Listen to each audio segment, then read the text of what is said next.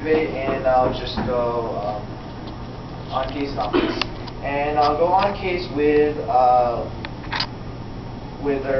PM's constructive speech, first contention, rise of the Berlin Wall as example.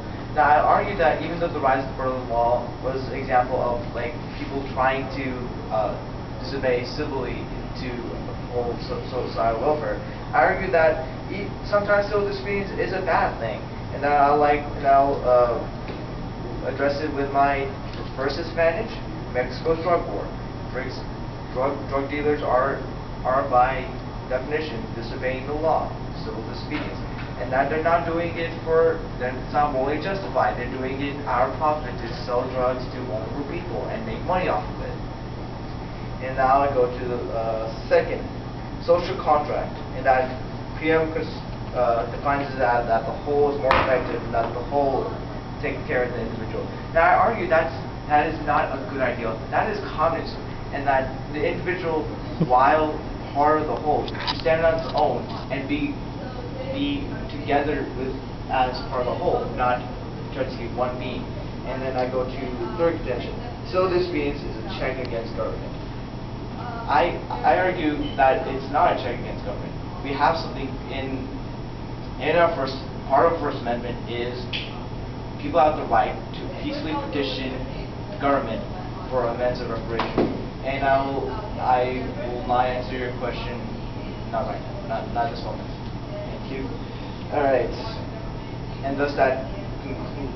And then now we lead to our fourth contention: change is good. What kind of change are we saying? Disobeying the law isn't always a good change, and I argue that disobeying law destroys the function of stability and within government. Now then, to my on case, I like to go off case. First off, I go to my first disadvantage would be militias in Cuba. And how is it that, for example, a guerrilla warfighter like Che Guevara that has committed civil disobedience, yet is idolized by so many young adults with T-shirts, Che Guevara, for example. And then I argue that he killed millions of people in this guerrilla warfare, including women and children. Now their reason might be morally justified, but their outcomes have devastated so many individuals. Okay. And that actually links to my second disadvantage: Berkeley protests. There were protests in Berkeley during the 60s and 70s because it was driven by the fact to oppose the war at the time in Vietnam, and that while their reasons were morally justified, as before, the end result was bad because some of the protesters, the police had to come in, they were killed, police had to commit brutality against these protesters, and that it was just leads to utter chaos that has caused a split in America that hasn't healed easily. And then I'll lead to disadvantage number 3, Indian protests for all subsidies. And that in June 2009, Mohammed Singh, Prime Minister of India, wanted to stop subsidies for oil and fuel in India. And that many civilians protested against that. And that it was done for a reason of profit, which attaches to my disadvantage against the Prime Minister's constructive speech. First contention, and that it's not, and that if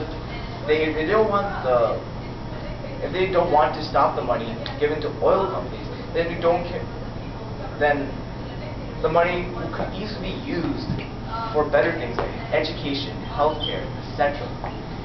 And that how much I do have? And then I will just end it off with a basic summary, and that our view is, I'll answer your question at the bottom of this. Basically, what we're trying to say is that while some form of civil disobedience is good, not always civil disobedience is good, because sometimes it's an opposition to government, to authority, to stability. And that teenagers, for example, in pop culture, teenagers are generally the rebellious figures, and that is not really a good thing, because when teenagers grow up, they become adults, and that we as adults want to sustain a good, positive relationship with our government, and that if we have problems with our government, we can peacefully diminish it, and that we don't have to just like I don't know, like for a civil disobedience, like rob a bank or just to screw with the stability of the nation. We could easily talk to Congress. We can like make petitions. We have the voice. We have the internet, which is a large source of which is a large speaker for people to voice their opinions and thus oppose what they think is wrong, not without having to physically do something that will result in bad outcome. And how much time do I have? A little over a minute. Okay. And with these contentions, okay, actually, oh, it's protected time? Yeah. Okay. You have time. Okay. So what was your question? Backing into your third counter contention, could you go quickly the names that was used? And what? Third contention was protest in India for subsidies, and that some of the, there was really majority names. So there's just one name, Mohammed Singh, Prime Minister of India, and wanted to stop subsidies for oil to India, and that many civilians protested against it. That was done for a possible reason. Any more questions? Good. Okay, and that for these contentions and my reputations of Prime Minister's speech, Judge, I advise you to put for opposition. Thank you very much. And